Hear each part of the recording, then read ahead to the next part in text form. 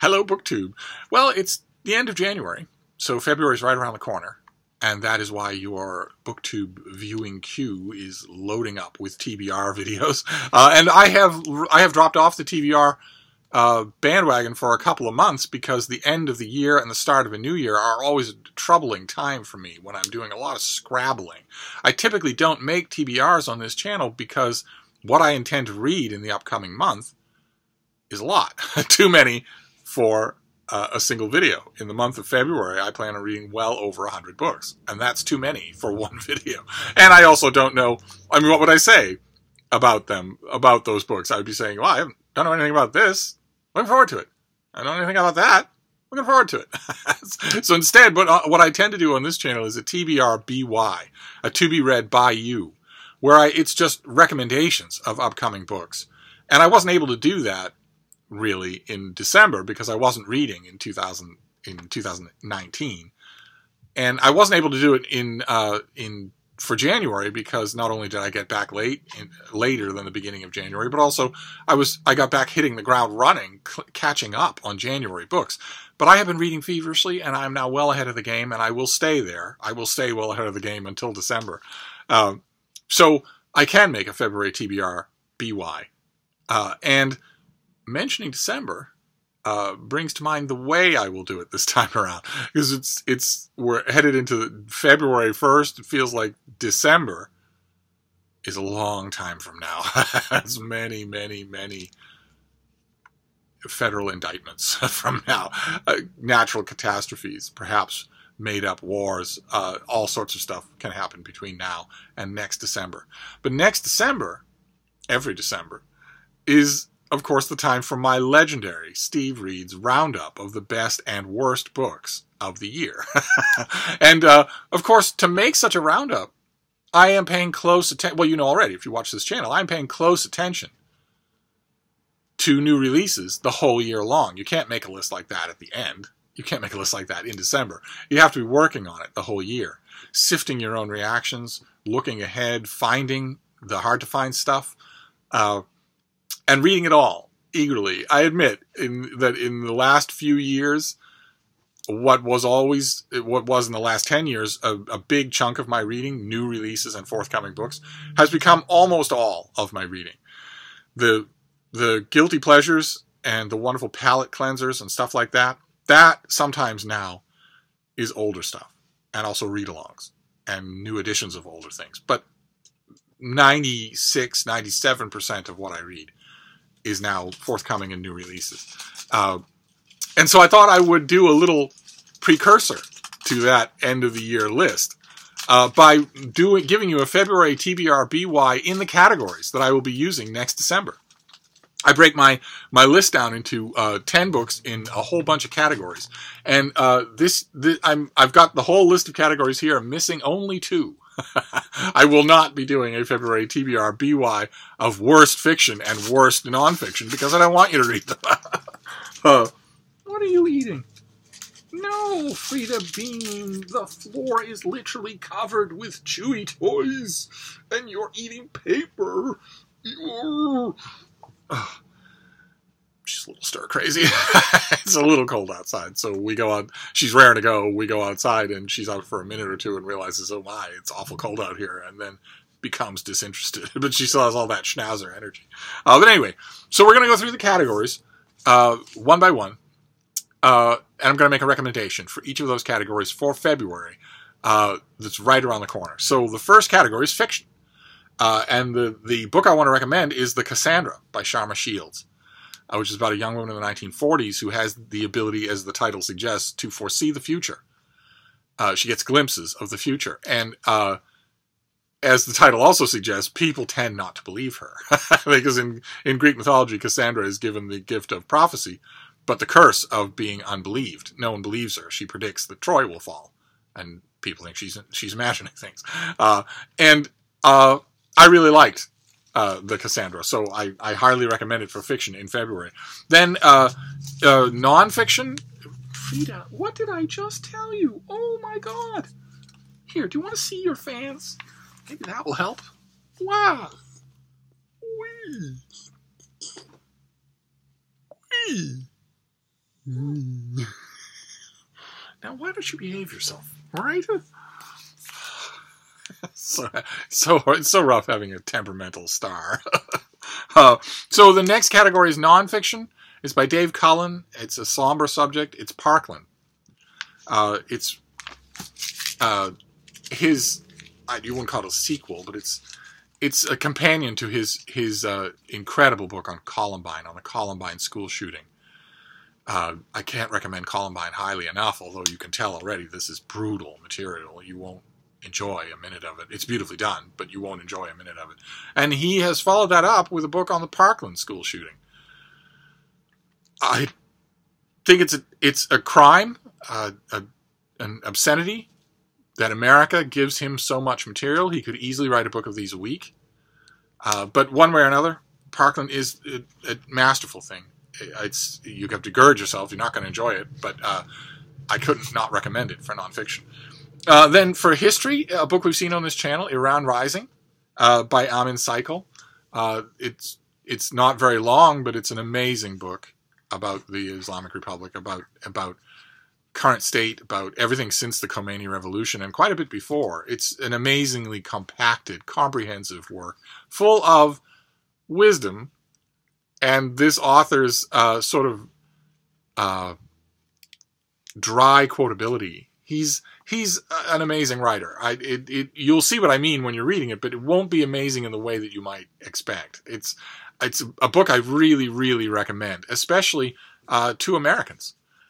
I mean, I would recommend it all throughout the Middle East, any reader in the Middle East, but I also recommend it especially to Americans because I don't think there's much doubt that Iran is going to feature prominently in the news in America in 2019. I don't think there's any doubt of that. I mean, the Justice Department here in the United States, by long custom, although not by law, refrains from indicting a sitting president. They view it as a disruption, a fundamental disruption of civic order. The president cannot function if you indict him, and he needs to function in order for the Republic to be strong. And the Justice Department wants the Republic to be strong. There'll be a lot of pressure in 2019 once all sorts of reports and congressional findings come to light. There'll be lots of pressure to indict a sitting president. I don't think that will happen, but literally everyone around the sitting president will be indicted. There will be indictments served on his son-in-law, his daughter, his son, and the ability to make war is almost unilaterally in the president's hands. There's only so much that a Democratic House of Representatives can do to blunt or remove that power from the president. We are still fighting 2 wars that a president took the country to. That needs a drastic overhaul. That, of course, needs a drastic overhaul. If the promise of the American dream has always been that anybody in the country could become president. And in 2016, we learned to shift the emphasis of that line to literally anybody can become president if they're rich enough. And that means we need a whole new bunch of laws. A whole new bunch of laws restraining the power of the president. But in the meantime, Iran is going to, I think, become forefront in the news in 2019. And even if, I mean, obviously the topical element is not a reason to read a book like this. It's a formidable work of scholarship. So even if that weren't the case, I would still strongly recommend this book. Then we get on to biography, my own favorite genre. And for this, I want to recommend a book we've seen before. It's by Amy Greenberg, and it's called Lady First. And it's about Sarah Polk. It's about the wife of President Polk. And it's, I thought that it would be, I don't mean this in a negative way, but I thought it would be trivial. Most First Lady biographies are trivial. They almost can't help but be, except in rare instances. And this was not. This was actually extremely penetrating and extremely, in addition to everything that you'd ever want to know about Sarah Polk, it's also an amazing portrait of Washington at the time and of American politics at the time of President Polk. I could have stood it to be 3 times longer, and it's not the only outstanding First Lady biography that I've read so far for 2019. There's also one coming out on Barbara Bush that's actually quite good. when it shouldn't be. So I recommend Lady first. Now, I will list all of these down below. Then for science fiction and fantasy, another book that we've seen on this channel, it's by Samantha Shannon, and it's The Priory of the Orange Tree, a big, traditional, sprawling fantasy epic that has everything. Tons and tons of great characters, good and bad, and every shade in between. Dragons, tons and tons of great, well-thought-out magic systems. Just a humdinger of a book. Just a humdinger. And the publisher has also gone the extra yard to make it beautiful. So, to make the hardcover beautiful. So, I wholeheartedly recommend it. Then for mystery, we'll do an old faithful here, a book called The Wedding Guest. It's the latest Alex Delaware novel by Jonathan Kellerman. Jonathan Kellerman has been writing Alex Delaware novels for 35 years, 40 years, 50 years. I think Alex Delaware novels were the favorite reading of Sarah Polk.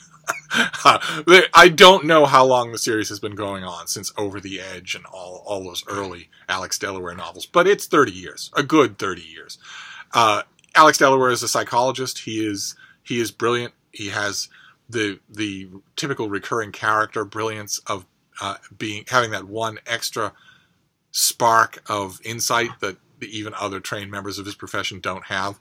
And in this case, he and his longtime friend on the police force are called to a raucous sex party where someone has ended up dead, and where there are tons and tons of suspects, all of whom have dirty hands.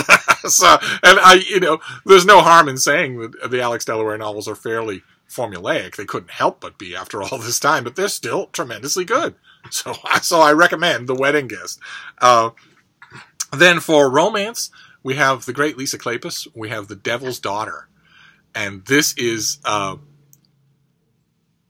team-up novel. Something I didn't think she would ever do. She has 2 ongoing series that are both tremendous. We've seen examples. I'm looking to see if I can find one of them here. We've seen examples from both of them on this channel. The Ravenels, which is a series following that family, and the Wallflowers series, which is a wonderful series about a bunch of... each book features a wallflower who is going to find true love and her true assertive identity. And in this book, those 2 series overlap. She brings major and minor characters from both those 2 series together, and it's absolutely delightful. So, it's, of course, a qualified recommendation. Devil's Daughter would have to be a qualified recommendation. It's a really good Regency romance, historical romance novel. Lisa Kleypas couldn't do otherwise. But you're going to get 100 times more out of it if you are familiar with those other 2 series. So, you probably should be. You can read it anyway. You can read it without them. That's a testament to her ability, but I wouldn't advise it. Then for thrillers, in 2019, I'm adding a category to my year-end Goddardammerung, and that category is thriller. I've decided that a lot of these things are bringing me too much pleasure for me to keep ignoring them, and they don't fit with mystery. Because I always dislike the lumping of thrillers and mysteries, because a mystery, the whole aim and purpose, the whole structure of a mystery is different from a thriller. In the thriller, there may be a perfunctory whodunit. Characters may wonder who's doing what, or why, or how to stop it from happening again. But that's not the main point. The main point is the drama, the psychological drama, the danger, the pace. That's a different kind of thing. A thriller is not a kind of mystery. So I thought it was high time I gave it a category of its own, especially since I love so many of them every year. And every year I get to the end of the year, I'm doing my year's best books, and I can't bring them up. I flirted with the idea of a guilty pleasures category, but that category doesn't work. There are no such thing as guilty pleasures for reading. So I'm adding the category of thriller in 2019. And the thriller that I want to recommend for February is okay,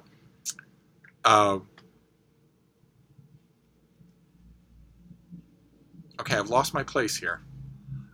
Here we go. The Border by Don Winslow, which is the third in his Power of the Dog series, all about the drug smuggling on the border, and one particular character who is incredibly conflicted, incredibly Ahab-level obsessed with Mexican drug dealers and South American drug dealers. And in this latest book, he has risen in the ranks of the DEA. So now he's fighting not only the forces the same forces he's been fighting all along, but he's also fighting his own government and political insiders and knife fighters and whatnot. And it's amazingly good. Don Winslow should not be missed. For the quality of his prose, he should not be missed. So that's going to be for thriller. Then another category that I use every year is reprint, best reprints. And for February, it's the Library of America. Library of America, those of you who are not in this country, we have a sort of the American Pleiade edition with their sewn binding, acid-free pages, their uniform in their appearance, and the editorial team is canonizing American literature serially, depending on who's available for copyright, depending on what decisions the editorial team makes.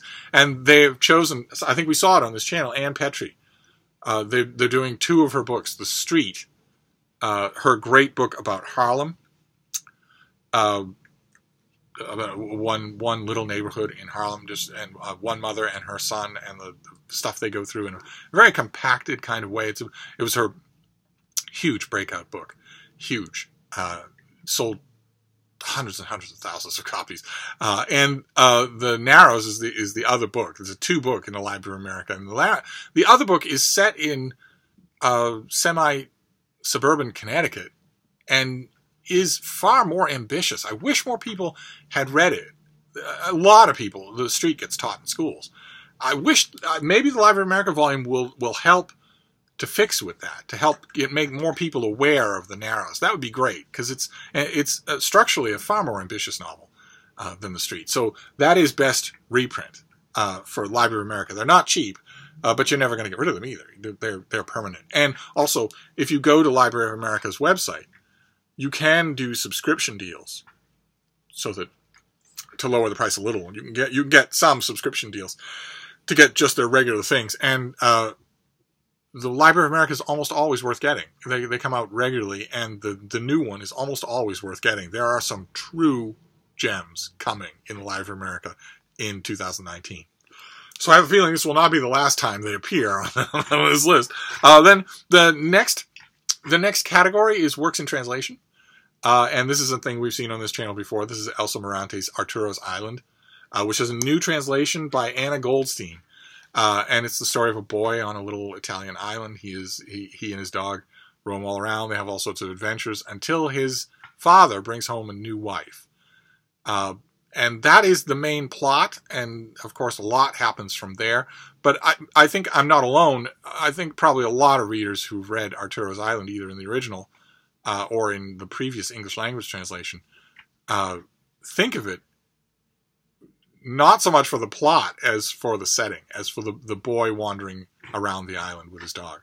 That's the thing that sticks with you. Just like the early adventures in Tom Sawyer stick with you, or the key parts of Huck Finn. Most people don't remember the last third of Huck Finn at all. So that gets, for work in translation, I highly urge you to read it. Find the older translation, for $1 on Amazon, or have your library request Arturo's Island in this new translation and read it. Because if you haven't made Elsa Morante's acquaintance, you really should. She's terrific. And then what have we got? Oh yes, debut fiction. Every year I do debut fiction, and the debut fiction for February is there are a lot of good debuts coming out in February. I was noticing that as I was reading, they were piling up on the part of the shelf that I have for them, and there are a lot. It's encouraging, but there's one that's head and shoulders better than the others, and we've seen it on this channel. It's Bangkok Wakes to Rain by Pitchaya Sudbanthad. And it's a portrait of modern day Bangkok, but also lots of history and surreal storytelling that just sort of blends into each other. All these different storylines that blend into each other, all of it under supreme control. I was just blown away. I thought it was, as for a debut novel, I thought it was incredible. So it wins hands down for debut fiction. Then for the nature and science category, again, a whole bunch of interesting possible candidates, quite a few of which I'll be reviewing in the month. But the one that I had to pick, the one for the TBR BY, I don't think has an American publication date. I had to gobble it up. It's a bird book, and I love them. It's straightforward, traditional natural history, and I love that too. So I bought the UK edition. It's by Stephen Moss, and it's called The Wren. And it is just a natural history of wrens, the tiny little bird. And it's just tremendous. It is a perfectly excellent entry in a long history, a long tradition of such natural histories, where a specialist or an enthusiast will pick an animal and write a book that tells you in eloquent prose everything there is to know about that animal. I love books like that. And I thought The Wren was fantastic. I don't think it's available in America, and I don't know that it will be, but I loved it. And then the next category is YA and kids. Right now, so far, I am resisting the urge to break those up into two different categories. I was strongly tempted to in 2018. I might still do it in 2019. I'm reading a lot more in both, so I think I could probably fill a list for YA and a list for kids. I don't know. Maybe I will. But right now, for February, there are one category, and there is one winner. It is a kid's book. It is a picture book. It's by Jory John and Pete Oswald, and it's The Good Egg.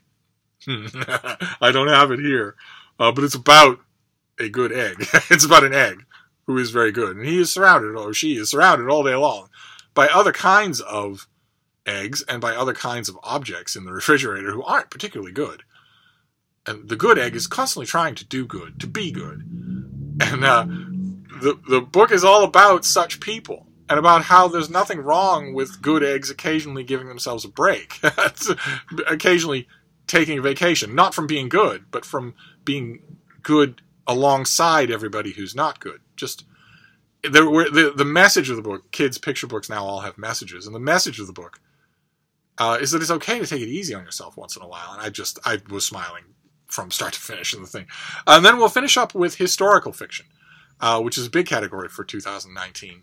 Half the things I mentioned are historical fiction in one way or another.